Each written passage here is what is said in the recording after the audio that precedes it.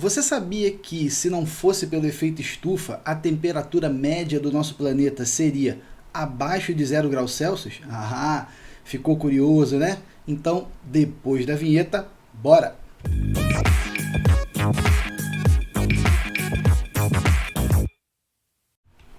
Fala galera ligada no canal, tudo bem com vocês? Professor Pera aqui na área. E é isso mesmo, de acordo, por exemplo, com o livro Biologia de Campbell, um livro bem conhecido aí pelos professores de biologia, se não fosse pelo efeito estufa, a temperatura média do nosso planeta Terra seria aí em torno de menos 18 graus Celsius, pessoal. Então, quando a gente pensa aí em efeito estufa, a gente pensa nele como algo do mal, como algo ruim, mas não é bem assim não, muito pelo contrário. O efeito estufa ele é até extremamente benéfico para a gente. E por falar nisso, a nossa aula de hoje é a primeira dentre uma série de aulas aí sobre impactos ambientais, sobre problemas ambientais, assunto aí que não precisa nem falar, que está caindo toda hora aí nos vestibulares, está caindo aí todo ano no Enem. E nessa videoaula nós vamos estar dando aí atenção ao efeito estufa, que na verdade não é em si o problema, mas a sua intensificação. Por isso até coloquei aqui entre parênteses, intensificação do efeito estufa. Então vamos lá, pessoal. O efeito estufa, ele é um efeito natural e ele é de extrema importância para o planeta Terra. Como acabei de comentar para você na abertura do vídeo, né, te falei que o efeito estufa é ele o responsável por manter aí a temperatura do planeta como ela é, digamos assim. Não fosse pelo efeito estufa, a temperatura do planeta seria negativa e isso seria um problema sério para a manutenção da biodiversidade. Pensa aqui comigo, uma temperatura aí média de menos 18 graus Celsius no nosso planeta. Muitas formas de vida que nós conhecemos simplesmente não existiria, né? Nós não teríamos essa diversidade que nós temos. Teríamos vida no planeta? Sim, até porque se nós formos aí para os polos, lá Polo Norte, lá para o Polo Sul, nós encontramos aí uma série de seres vivos, uma série de espécies. Mas muitas das espécies que conhecemos não conseguiriam habitar o planeta Terra. Então, é um efeito natural importante para a manutenção da temperatura e é ele que garante essa biodiversidade do planeta Terra. E o que vem a ser de fato esse efeito estufa? É um efeito natural que retém parte da radiação, beleza? Graças à ação de alguns gases, e essa radiação que fica retida é a infravermelha. Dá uma olhada nesse esquema aqui. Nós temos aí a radiação solar, parte dela passa, outra parte aí é refletida pelas nuvens, e outra parte dela que passa, da parte que passa, parte é refletida pela superfície do planeta. E aí temos também a radiação infravermelho, e esse infravermelho ele é refletido, porém parte dele é reirradiado para a nossa superfície da Terra graças à ação de alguns gases. Esses gases, conhecidos aí como gases estufa, eles têm a capacidade de reter esse calor, né, e manter o nosso planeta aquecido, impedindo que o calor se dissipe com muita facilidade. Então, por conta disso, nós temos aí a manutenção do planeta. E é muito comum a gente ouvir aí a galera falar, até mesmo professores ensinarem que o efeito estufa ele é do mal, né? Porque está ligado à questão de impactos ambientais, etc, etc. E aí pode cair uma questão falando da importância do efeito estufa enquanto benéfico para a manutenção da biodiversidade, da temperatura do planeta, e você acaba errando. Então, como falei e repito, o problema é o aumento do efeito estufa, é a intensificação do efeito estufa que se dá por uma liberação aí, além do que se deveria ter, de alguns gases que são chamados gases estufa. E que gases estufas são esses, pessoal? Vamos lá. Nós temos aí diversos gases que podem atuar como estufa. Estou colocando aqui os principais para vocês. CO2, né, o dióxido de carbono, CH4, que é o metano, os CF6, o próprio ozônio, N2O, que é um óxido de nitrogênio, o vapor d'água, enfim. E aí você pode falar, professor, CFC não está ligado lá com buraco na camada de ozônio e tal? Sim, né? Mas também é um gás estufa. Então estou colocando aqui os principais, não são todos, ainda teriam outros, e dentre esses principais, os principais, que são os que mais aparecem nas provas, são o CO2, dióxido de carbono, gás carbônico, e o metano, aí o CH4. E como consequências nós temos aí o aquecimento global, né, o aumento da temperatura aí do planeta, que pode acabar levando aí o degelo das calotas polares. Vamos lá, é estimado que nas últimas décadas aí o planeta ele já aumentou em sua temperatura média algo em torno de 0,6 graus Celsius. E os cientistas estimam que até o ano de 2100 nós podemos ter um aumento aí de 2 a 4 graus Celsius na temperatura. E esse aumento da temperatura, esse aquecimento global, ele vai promover aí derretimento, degelo de calotas polares, e isso vai acabar aí provocando uma série de consequências como alagamentos, redução da biodiversidade. Existem aí uma série de desdobramentos possíveis, beleza? O gás carbônico, ele é tido como o maior vilão dessa história aí, maior vilão no que diz respeito à intensificação ao aumento do efeito estufa. Mas por quê? Porque ele é o mais estufa de todos? Não. Se a gente for comparar, por exemplo, com o metano ele tem uma propriedade, enquanto gás estufa, né, de ser muito mais forte, muito mais intenso do que o CO2, ou seja, o metano ele é mais estufa que o gás carbônico.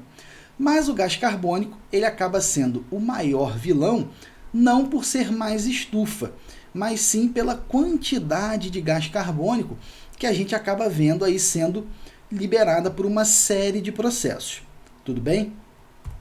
E falando no gás carbônico, aonde que nós temos a liberação de gás carbônico, né? Quais são os processos aí que acabam contribuindo para a liberação de gás carbônico, algumas vezes em excesso, e que vão acabar contribuindo para o aumento do efeito estufa? O gás carbônico ele é liberado na respiração, talvez não seja algo tão relevante, mas na decomposição, beleza? A decomposição libera gás carbônico, libera também o metano, que a gente vai falar um pouquinho, beleza? E se você tem aumento de decomposição, você pode ter aumento aí da liberação de gás carbônico. Um exemplo aí é o lixo, decomposição do lixo. A decomposição do lixo vai estar liberando aí gás carbônico, vai estar liberando metano, e se a gente tem muito lixo, se aumenta a quantidade de lixo, vai aumentar esse processo de decomposição, vai aumentar a liberação desses gases estufa para a atmosfera, pode intensificar o efeito estufa. O desmatamento. Por que o desmatamento, professor? O desmatamento ele reduz o sequestro de carbono. O que é isso? Vamos lá, pensa nessas árvores aí de grande porte. Elas não são tão relevantes para a quantidade de oxigênio que está liberada aí para a gente respirar, né? Quem tem realmente relevância nesse sentido são as algas e as cianobactérias. Mas essas árvores de grande porte, se a gente pensa em uma árvore dessa enorme, aí lá da floresta amazônica e tudo mais, essas árvores elas contribuem muito no sentido de remover muito gás carbônico da atmosfera. Lembra, para a realização da fotossíntese, uma das coisas que a planta precisa é retirar, é captar CO2 do meio. E aí se você desmata aquela área, passou lá um machado naquela árvore, matou aquela árvore, uma vez morta, ela não vai mais poder retirar CO2 da atmosfera. Então o desmatamento reduz o sequestro de carbono, e o sequestro de carbono é essa captação de CO2 pelas plantas, beleza? A queima de combustíveis fósseis também, né? Produto aí da queima provocada por veículos automotores, a queima aí provocada pela atividade industrial, tudo isso aí também contribui para a liberação de CO2 para a atmosfera, e essa liberação em grande quantidade vai acabar aí levando à intensificação do efeito estufa.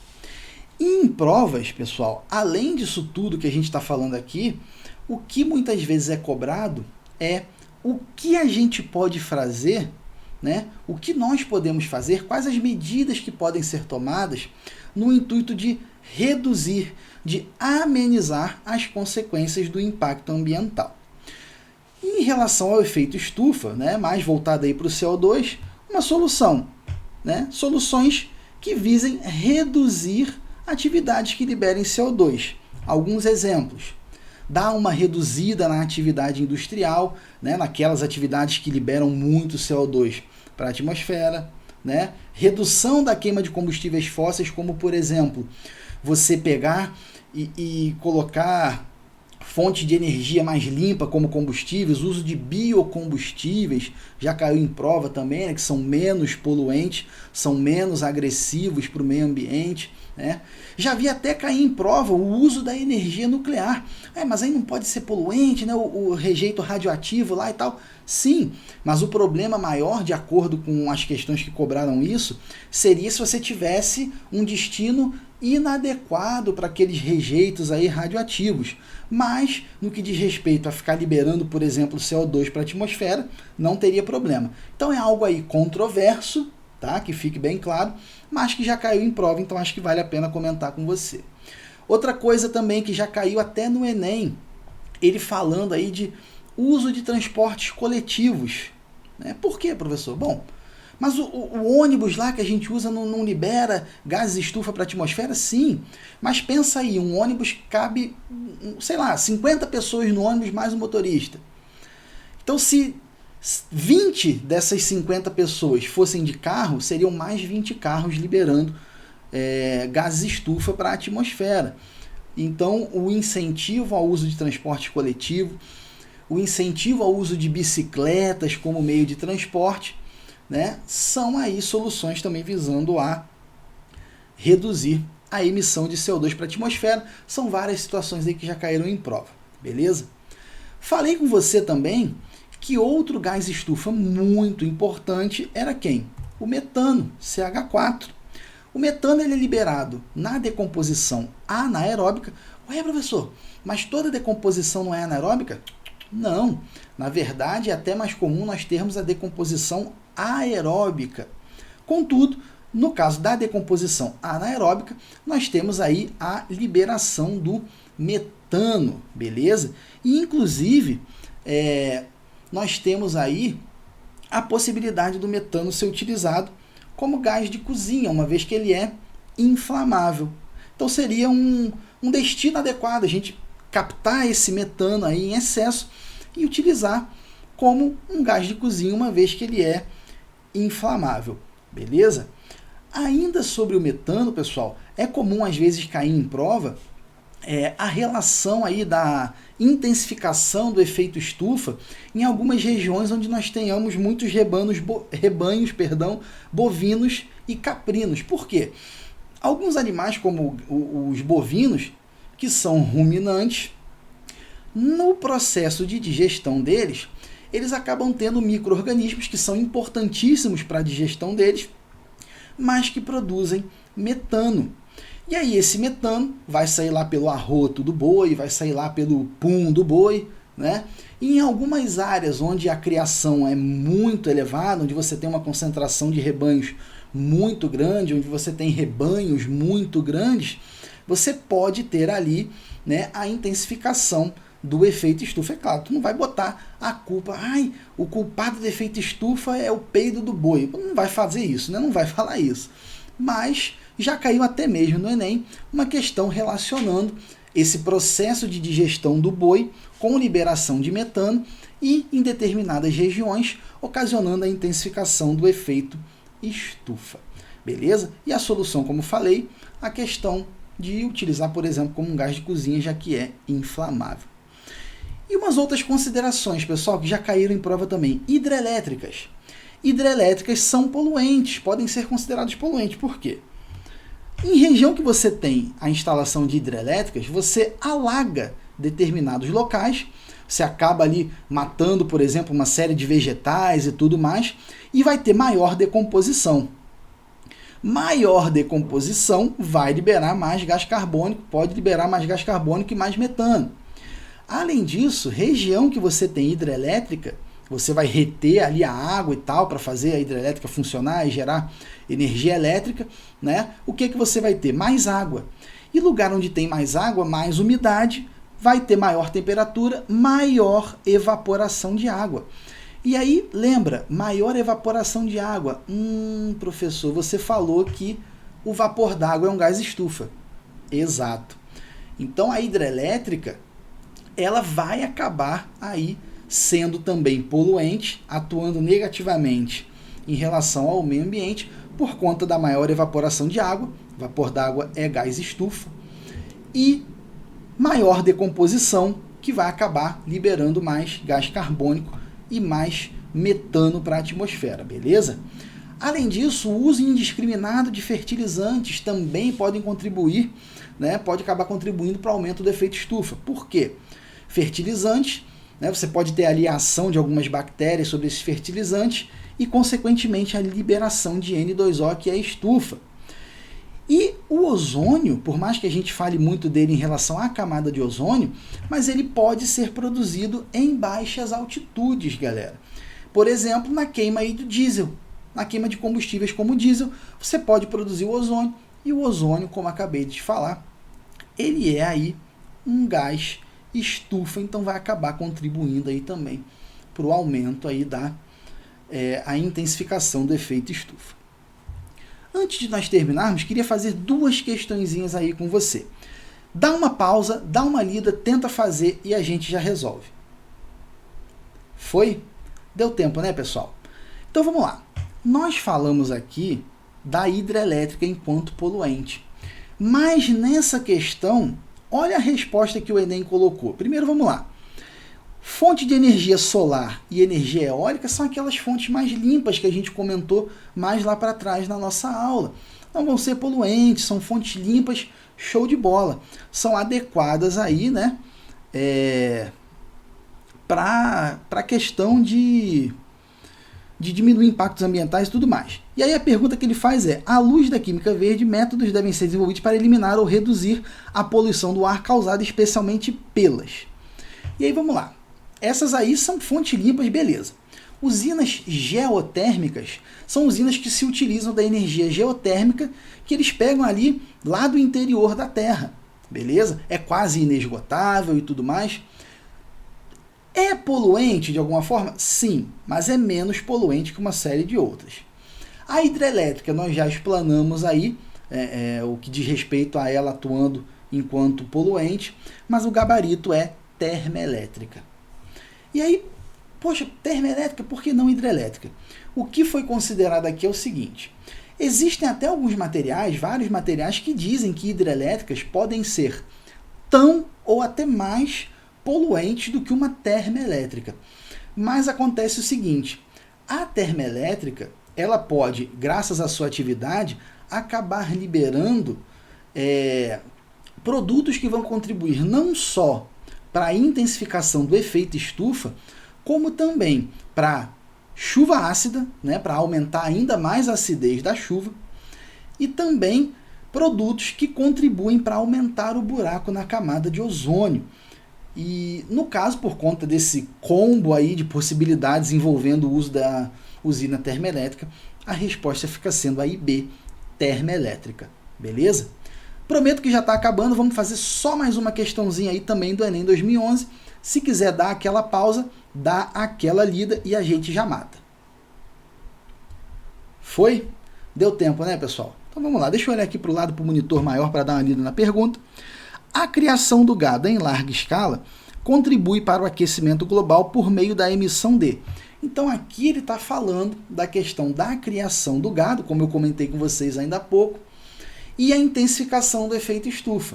E aí é aquele papo que nós tivemos. O que tem em relação ao gado? Ele é um ruminante, na digestão dele ele tem micro-organismos que vão produzir metano, e aí o punzinho dele, né, o flato, se a gente quiser falar de uma forma mais bonita, né, mais científica, né, o flato do boi, ou o arroto dele, se a gente quiser falar mais bonito, a eructação do boi, vão acabar contribuindo para a liberação de metano. E essa liberação de metano, numa área que você tem um rebanho muito extenso de gado, pode acabar aumentando para a intensificação do efeito estufa. Pode acabar contribuindo para a intensificação do efeito estufa. Gabarito aí, letra A. Beleza? Está relacionado com o metano, que é produzido aí durante o processo de digestão. Beleza? Então era isso. Vamos ficando por aqui. Terminamos mais essa videoaula. Volta aqui para mim um instantinho. Espero que você tenha entendido, espero que você tenha gostado de mais essa aula, e se essa aula de alguma forma te ajudou, não deixa de dar aquela valorizada no trabalho se inscrevendo no canal, ativando o sininho, deixando o seu like, o seu comentário, deixa até a sua sugestão de videoaula, qual videoaula você está precisando. Eu vou estar vendo aqui, na medida do possível, vou estar com certeza aí te atendendo. No mais, um forte abraço e até o próximo vídeo. Tchau, tchau.